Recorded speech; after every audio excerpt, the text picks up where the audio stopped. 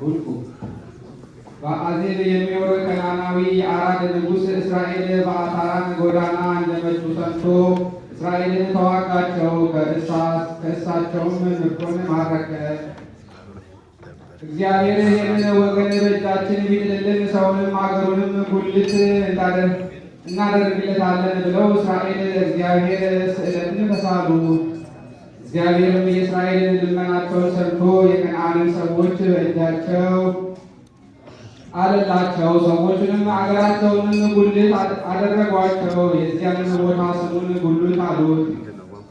ከሆር ተራራ አደባባይ ወጥተው ወደ ኤርትራ ባህር ጎዳና ተጓዙ። የኤዶምን ምድር ዞረዋል። ሕዝቡ በጎዳና ተበሳጩ። እህል ውሃ የለበትምና ሰውነታችንም ረብህ ጥቅም የሌለው ይህን ህብስቱን ሰልስታለችና በዚህ ምድረ በዳ ታጠፋን ዘንድ ለምን ከግብፅ አወጣሃን? ብለው እግዚአብሔርን አሙት፣ ሙሴንም ተቆጡት። እግዚአብሔርም እየነደፉ የሚገድሉ የምድር እባቦችን በሕዝቡ አመጣባቸው። ከእስራኤል ልጆች ብዙ ወገኖች ሞቱ። ሕዝቡም ወደ ሙሴ መጥተው እግዚአብሔርን አምተናል፣ አንተንም ተቆጥተናልና በደልን የምድር እባቦችን ከእኛ ያጠፋልን ዘንድ እንግዲህስ ወዲህ ወዲያ እግዚአብሔር ለምንልን አሉት። ሙሴም ስለ ሕዝቡ ወደ እግዚአብሔር ለመነ። እግዚአብሔርም ሙሴን የናስ እባብ ሰርተህ ሕዝቡ የሚያውል ቦታ አኑረው፣ የምድር እባብ ሰውን በነደፈ ጊዜ የተነደፈው ሰው ሁሉ አይቶት ይዳን አለው። ሙሴም ከናስ የተሰራ የምድር እባብን ሰርቶ በሚያዩበት ቦታ አቆመው።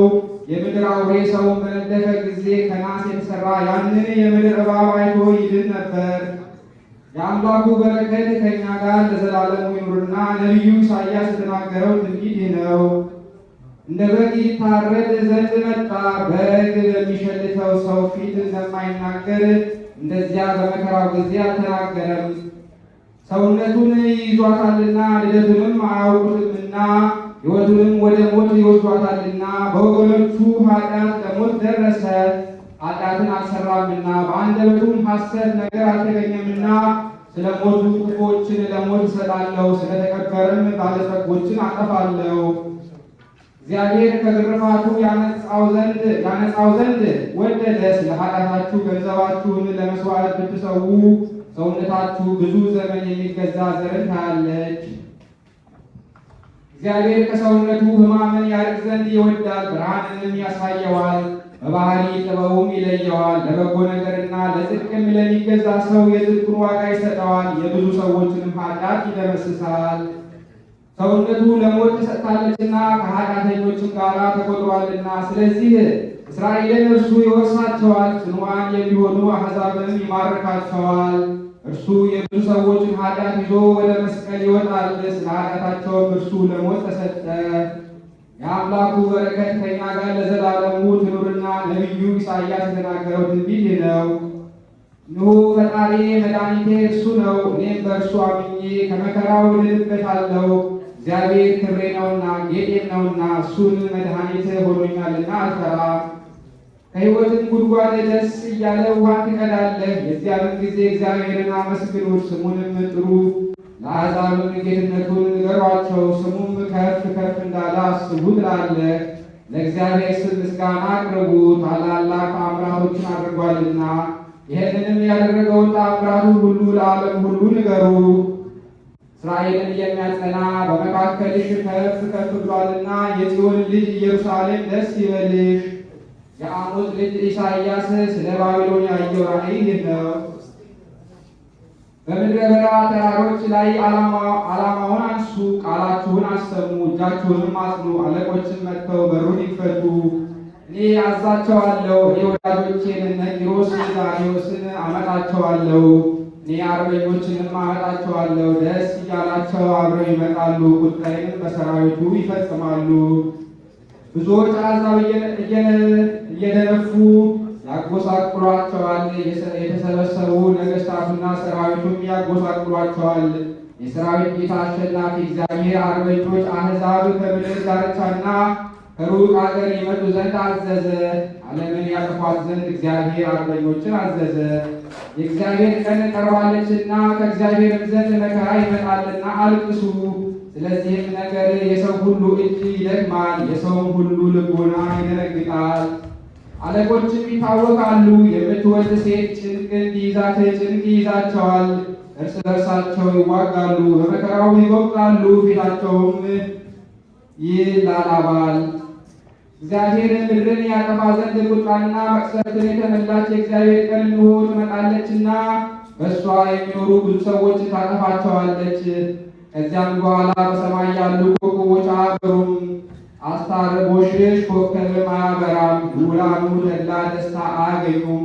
የሰማይ ሰራዊት ሁሉ አያበሩም። ፀሐይ ታይቶ ይጠፋል፣ ንጉሡ ጨረቃም ብርሃኗን አትሰጥም። የነቢዩ ኢሳይያስ ትንቢት ትርጓሜ። ናሁ አምላኬ ከሚለው ጀምሮ ወህኒ ይትሃብ ብርሃን እስከሚለው ድረስ ትርጓሜው ፈጣሪ መድኃኒቴ አለ። በጌታችን በኢየሱስ ክርስቶስ ያመኑ ምዕመናን የከበረች የስቅለትን ቀን ባዩ ጊዜ ይህንን ይተረጉማል። እርሱ የዓለሙ ሁሉ መድኃኒት አምላክ እንደሆነ በተደረጉ አስደናቂ ተአምራቶች ተረድተዋልና።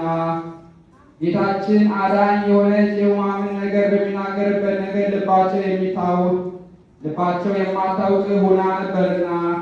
ሌላም ትርጓሜ አለ። ይኸውም የአበው አባት አብርሃም አይቶ ደስ የተሰኘበት እርሱ እንደሚያው ሆኖ ኖ እግዚአብሔር መድኃኒቴ እንዳለ ነቢይ በጥበብ አጸዶች ጌታ የተሰቀለባትን ቀን ባዩ ጊዜ እርሱ ያየው የዓለም መድኃኒት እንደሆነ ተረድቶ አባቱ ከአዳም ጋር እንደሚያድነው እምነቱን በእርሱ አደረገ። እታመንበታለሁ አልፈራም አለ። እውነተኛ አምላክ ለምዕመናን በሃይማኖት ከተገለጠላቸው በኋላ ከእርሳቸው የነበረውን ሁሉ ትተው ከችግርም ሆነ ወይም ከሞት ያለመፍራት እምነታቸውን በእርሱ ስም ያደረጉ ስለሆነ ይህንን ይተረጉማል። እግዚአብሔር ክብሬ ጌጤም ነውና አለ። ነቢይ በእርሱ የሚታመኑትንና ፈቃዱን የሚፈጽሙትን ጸጋው በረከቱ ታድርባቸዋለች፣ በእነርሱም ዘንድ አምላክ ይመሰገናልና ይህንን ይተረጉማል። መድኃኒትን ሆነኝ አለ። በአምላክ ቃል መስቀል ለእኛ ድኅነታችን ሆኗልና ይህንን ይተረጉማል። ደስ ብሎህ ከሕይወት ጉድጓድ ውሃን ትቀዳለህ አለ። ይህንንም አሕዛብ ፈጣሪያቸውን እንዳወቁትና እንዳመኑበትም በእርሱም ላይ እንደተማመኑ በረከቱ እንዳደረባቸው ለነፍሳቸው ሕይወት መድኃኒት የምትሆን ከአምላካዊት ጉድጓድ የተገኘችውን የሕይወት ውሃ ትምህርትን ደስ ብሏቸው እንዲጠጡ እንዳስተማራቸው ይተረጉማል። ስለዚህም የከበረ ወንጌል የሕይወት ውሃ ከባህር ይፈሳል ብሏልና። ደስ ብሏቸው ያለውም የእስራኤል ልጆች በመፍራትና በሚያስጨንቅ ግርማ በለቅሶ በሐዘን ሕጋቸውንና ሥርዓታቸውን ሲቀበሉ እንደነበረው አይደለም። ሙሴንም አንተ ተናገረን እንጂ እንዳንሞት እግዚአብሔር አይናገረን እያሉ እንደለመኑት ያለ አይደለም። ነገር ግን በዚያ ሙሴ በእውቀት አሳወቃቸው። በዚህም ከባርነት በኋላ ልጆች ሆነዋልና። ጌታችን መድኃኒታችን ምዕመናንን በከበረ ደሙ ዋጅቶ መሪር ከሆነ ከሰይጣን ተገዥነት በስሙ ነጻ አውጥቷቸዋልና እንግዲህ ዘላለማዊ ደስታ እንጂ ፍርሃት የለባቸውም። ስለዚህም ሐዋርያው ሁል ጊዜ በእግዚአብሔር ደስተኞች ሁኑ አለ። ያን ጊዜ እግዚአብሔርን አመስግኑት፣ ስሙንም በምስጋና ጥሩ፣ ጌትነቱንም ለሕዝብ ለአሕዛብ ንገሩ አለ። ይህንን በጌታችን በኢየሱስ ክርስቶስ ማመን ልዩ ከሆነች ትንሣኤውና ከከበረ ስቅለቱ በኋላ በአሕዛብ ሁሉ ዘንድ እንደተሰማች በቦታ ሁሉ በስሙ እንደሰበኩ ይህንን ይተረጉማል።